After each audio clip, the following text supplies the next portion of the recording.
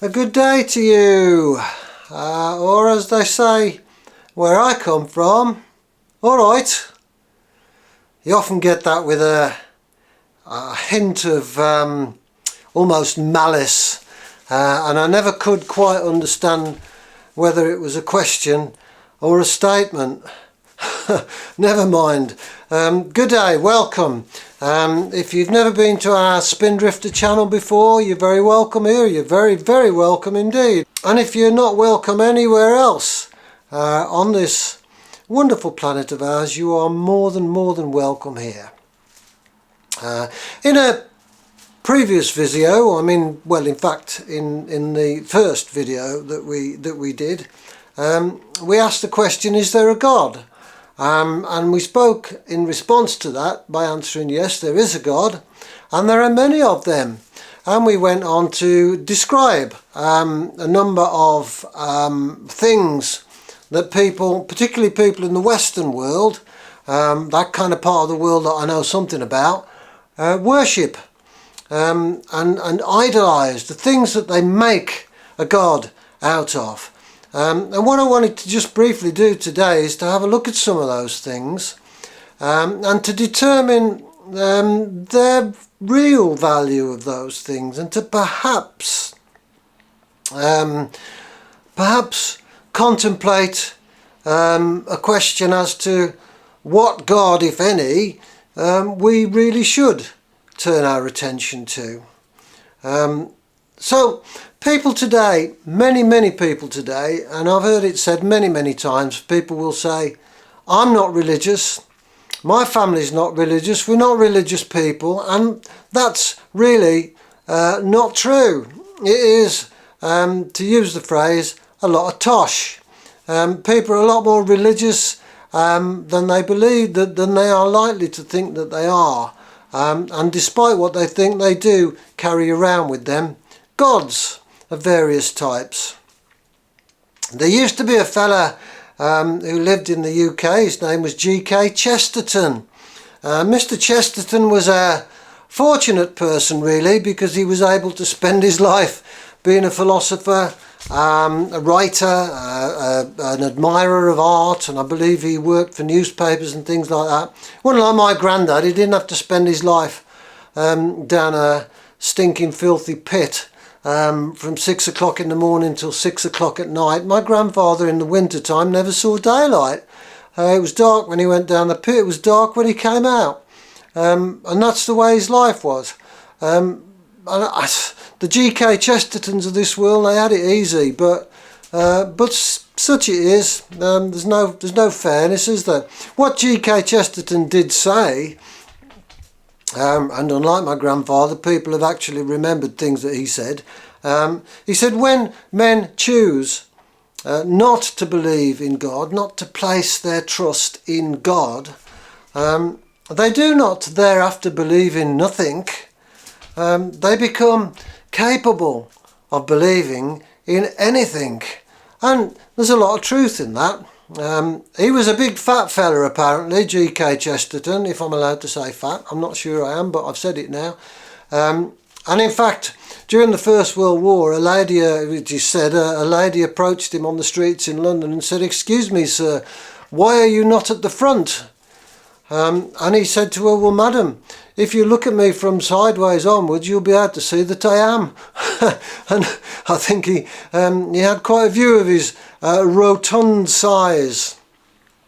But he did point out that just because we claim not to be religious doesn't mean that we don't believe in something or we don't worship something.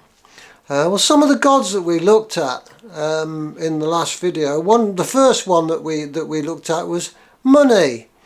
Now, if your God is money, if you worship money, if you desire money more than anything else, then I think it's not an entirely unreasonable suggestion to make that you will never find satisfaction in that.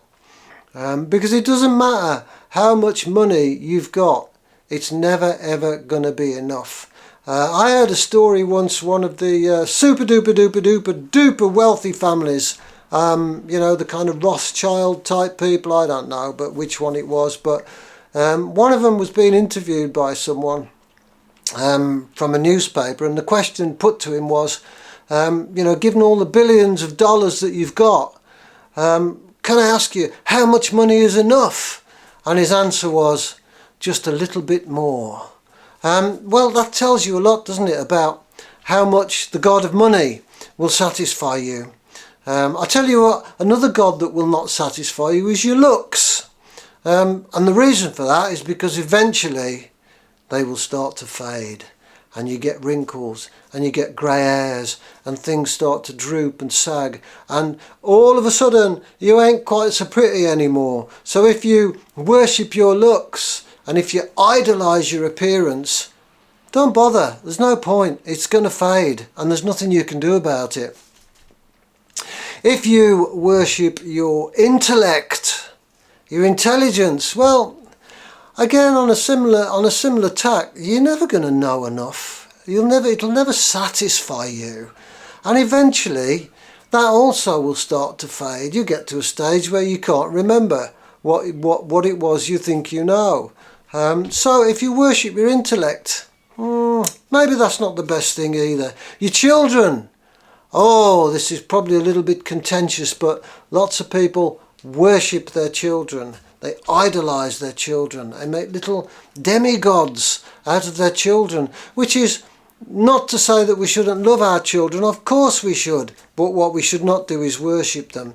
And one of the reasons for that is because eventually they grow up and leave you. And they've got to. You've got to allow them to do that. They've got to spread their wings and go out there into the world, haven't they? And when they do that, you ain't going to be quite so important in their lives anymore. Most likely, in some cases, you won't see them from 1 month to the next. So children, probably not a good idea to make a god out of them. An even worse thing to make a god out of is your career, your job. And do you know why? Because one day somebody's going to come along and say, right, we need to restructure this organisation, and they're going to restructure you out the door. One day you're not going to be quite so fast and sharp and target driven as you used to be, and the chances are that when you reach that point in life, they'll oik you off out the door and they won't give a monkey's about you. And what you've given so much to, and what you've committed so much effort and energy and devotion into, will not repay you. You can trust me on that. I know, I've been there and I've experienced that, and it ain't nice. Your possessions was another thing that we identified as a potential god, like your car or your motorhome or your boat or whatever you got. You can't make gods out of these things because they won't last either. They'll wear out, they'll fade away, they'll die, you won't be able to use them anymore.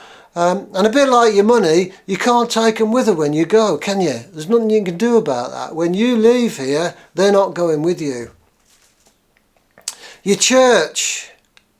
I'm not sure why anyone who claims to believe in God would want to make a god out of a church. But many of us have been there and done it, and it's a huge mistake. Don't make a god out of your church. Of all the things that are guaranteed in this life to let you down, church is high up on that list somewhere.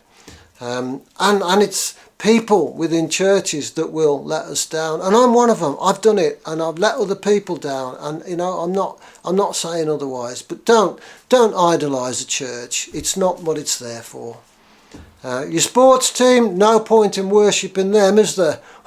Certainly not in my case, because eventually they're going to let you down. They'll get relegated, they'll go bust, they won't play very well, or they'll make it so expensive to go and watch them that you can't afford to do it anymore. Don't make a god out of a football team or a cricket team or any other sporting team or individual.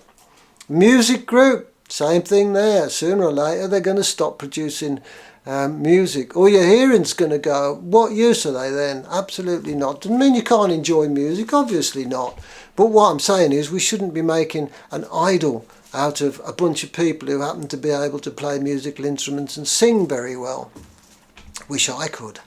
I'll tell you what else we should not be making an idol out of, which is almost definitely one day either not going to be there or it's going to let us down in some way. And that's a wife or a husband or a partner. I speak from experience when I say I hesitate to suggest that we should worship or idolize a spouse. Don't like that word. It sounds like, I don't know what it sounds like. I've never liked the word spouse very much, but hey ho. We shouldn't idolize such a person as that. They will let you down in many, many cases. Not always, grant you. And of course we should love one another. You might let them down, as I suspect I have done, and they may let you down, as I know has happened to me. So let's not turn a spouse or a partner into an object of worship. And the other God that draws quickly across my mind that we most definitely should not worship is ourself. I can't trust me not to let me down. I can't trust me to behave myself most of the time. So why would I worship myself? What's that about? I don't need to worship myself. I need to have respect for myself. I need to love myself. That's not easy. There's a word in the Bible, a scripture, a sentence in the Bible. It says, "Love thy neighbour as thyself," which of course means that if you don't love your neighbour, if you don't love yourself, then how can you love your neighbour as yourself? You can't, can you? So you've got to learn to love yourself, which is not easy. But what we do not need to do is learn to idolise and worship ourselves. So those gods that we could fall into the trap of worshipping, they're not much use, are they really? And there's one thing that they've all got in common. One thing that they've all got in common. They're all temporary. None of them are permanent, and they will all fade away, including yourself. There's a verse in the Bible. It's in that section that we refer to as Psalm 114. And it says this: "Blessed are the people whose God is the Lord."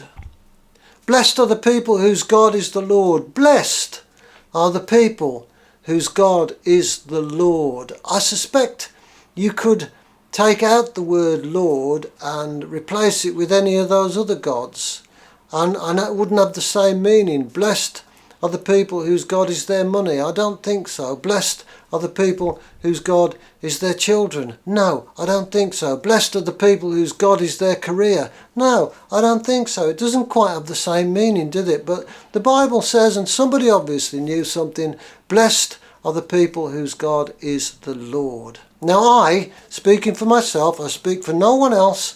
I've got no right to do that, nor would I. I believe in God. I believe in the existence of the being that we call God. Okay? I believe in that. No two ways about that.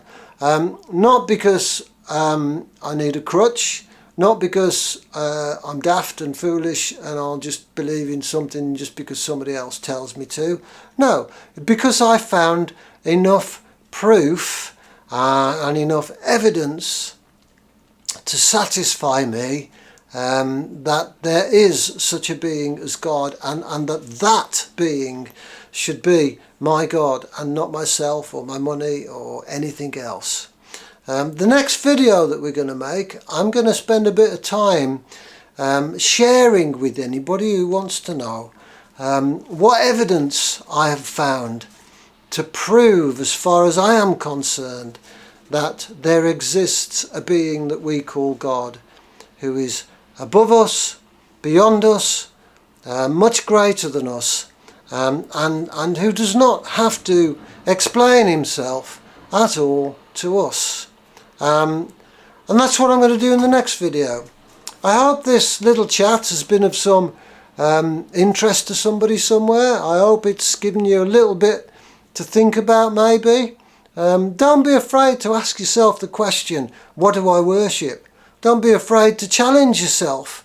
If you're searching, keep on searching. Don't stop. Keep on looking. Sooner or later, the answer to your questions will find you.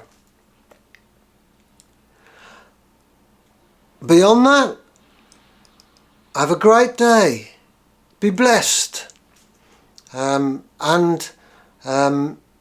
be thankful in all that you do. Thankful for all that you have.